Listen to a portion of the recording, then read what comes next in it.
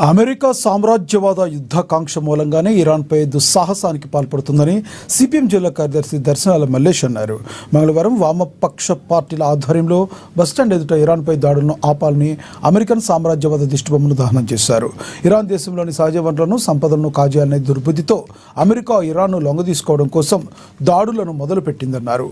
బాంబర్లను ప్రయోగించడం ద్వారా శాంతిని దూరం చేస్తూ ప్రజల ప్రాణాలను హరిస్తుందన్నారు.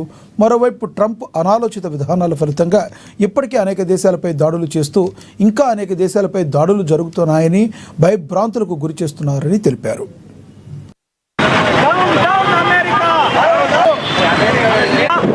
అమెరికా బాంబులు దాడి చేసింది, యుద్ధాన్ని ప్రకటించింది. ఇరాన్ పైన అమెరికా దాడిని వామపక్ష పార్టీలుగా తీవ్రంగా ఖండిస్తూ ఉన్నాము.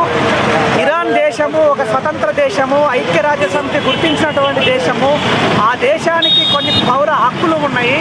స్వతంత్రంగా బతుకుతున్నటువంటి దేశం పైన అమెరికా యుద్ధోన్మాదంతో బాంబులు వేసి దాడి చేసి యుద్ధాన్ని చేస్తానంటే ప్రపంచంలో ఉన్నటువంటి యుద్ధ సూత్రాలను కూడా ఉల్లంఘించి యుద్ధ సూత్రాలకు వ్యతిరేకంగా, ఐక్యరాజ్య సమితికి వ్యతిరేకంగా ఈ రోజున అమెరికా ఇరాన్ పైన దాడి చేయడాన్ని మేము తీవ్రంగా ఖండిస్తూ ఉన్నాము.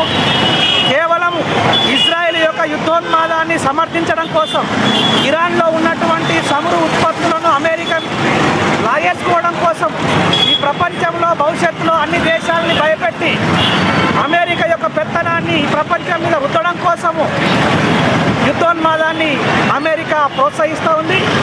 ట్రంప్ యొక్క విధానాలు ప్రపంచ శాంతికి విఘాతం కలిగించేలాగా ఉన్నాయి. మూడో ప్రపంచ యుద్ధం వస్తుందా ఏమో అనేటువంటి ఒక భయభ్రాంతులకు ఈ ప్రపంచ ప్రజలు గురవుతూ ఉన్నారు.